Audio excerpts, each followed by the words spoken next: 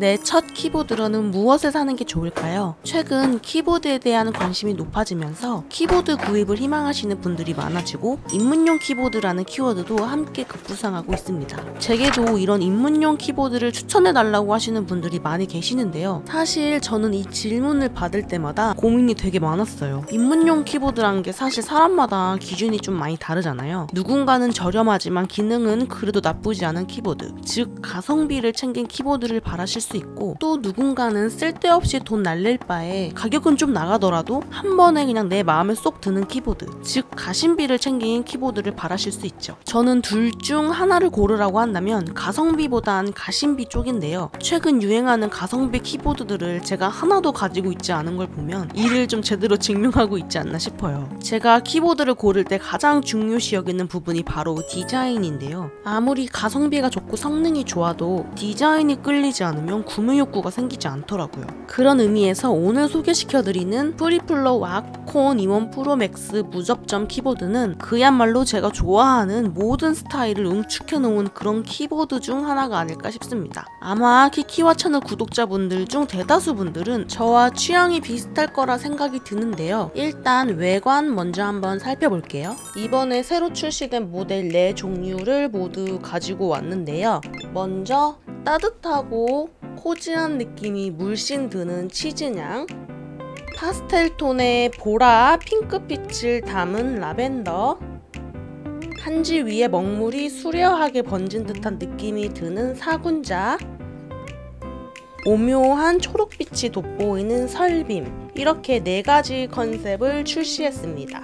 이렇게 딱 봤을 때 가장 눈에 띄는 부분이 있죠?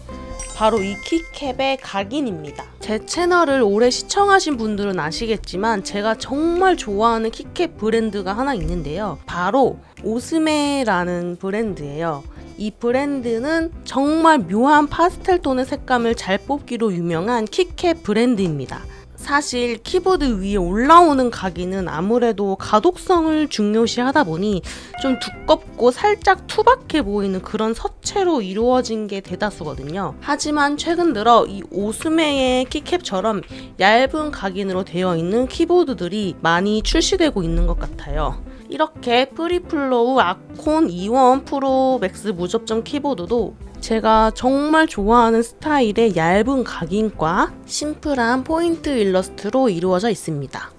저번 영상에서도 말씀드렸지만 제가 처음 제 돈을 들여 구입했던 고가의 키보드가 바로 무접점 키보드였어요. 당시에도 무접점 키보드는 꽤 가격이 나가는 고가의 키보드였거든요. 가성비 측면에서는 완전 빵점일 수 있죠. 하지만 그럼에도 불구하고 제가 키알모 시절이었던 당시 무접점 키보드를 선택했던 이유가 있었는데요. 일단 기계식 키보드에 비해 고민할 거리가 적었어요. 무슨 축 막 고민하고 결정하기가 어려웠는데 무접점 고민하고 선택해야 될 부분이 적잖아요. 그리고 일단 많이 시끄럽지 않았고 서걱서걱 초콜릿 부서뜨리는 것처럼 되게 독특한 소리가 마음에 들었어요. 그렇게 첫 키보드를 무접점으로 구입하게 됐고, 저는 그 키보드를 거의 2년 가까이 사용하다가 너무 지겨워져서 동생에게 선물로 줬던 기억이 납니다. 무접점 키보드가 고장이 진짜 안 나거든요. 이게 최고 장점이 아닐까 싶어요. 정말 고장이 안 납니다. 당시 제가 반했던 무접점 키보드 특유의 타건감과 사운드 지금 들려드릴게요.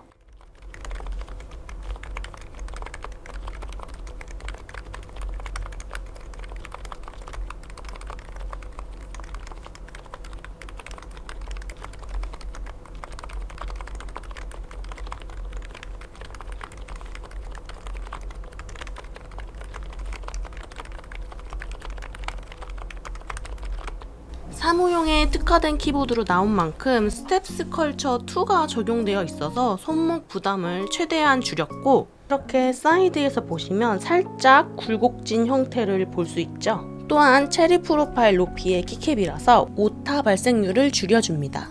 하지만 키보드의 전고가 살짝 있는 편이기 때문에 손목 부담을 더욱 줄이고 싶으신 분들은 이렇게 팜레스트도 함께 사용해 주신다면 손목 건강에 훨씬 좋겠죠? 물론 사무 특화용으로 나왔다고 해서 게이밍 용도로 사용할 수 없는 것은 아니에요.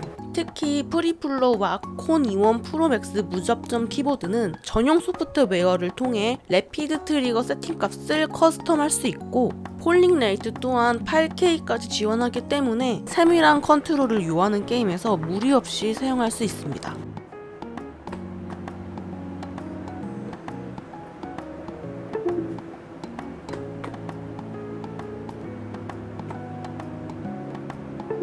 제가 오늘 소개시켜드린 이 4가지 버전은 모두 키아비 40g 포스인데요. 제가 평소 만졌던 같은 40g 포스의 기계식 스위치들에 비해 뭔가 살짝 가벼운 느낌이 드는 것도 같습니다. 훨씬 가벼운 느낌이에요. 만약 오래 타건을 해야 되는 분들이시라면 비교적 편안하게 타이핑이 가능할 것 같습니다. 또 무접점 키보드의 가장 큰 장점이죠. 아콘 E1 프로 맥스 무접점 키보드도 이 키 입력 높이를 자유자재로 설정할 수 있는데요. 펑션 키와 F9의 조합으로 쉽게 설정이 가능합니다.